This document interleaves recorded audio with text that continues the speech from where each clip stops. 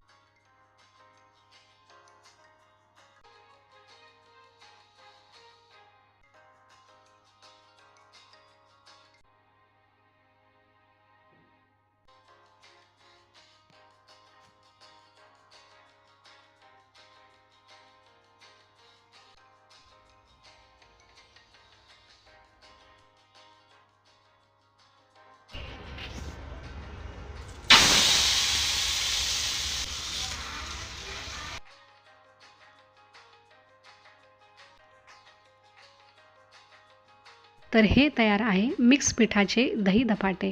मराठवाड्यामध्ये देवीला पुरणपोळीसोबत दही धपाटं हाही नैवेद्य दाखवला जातो। तर मग ही रेसिपी करून पहा, खा आणि माझे दही धपाटे कसे झाले होते हेही कमेंट बॉक्समध्ये जरूर सांगा। पुन्हा भेटूया पुढच्या रेसिपीमध्ये।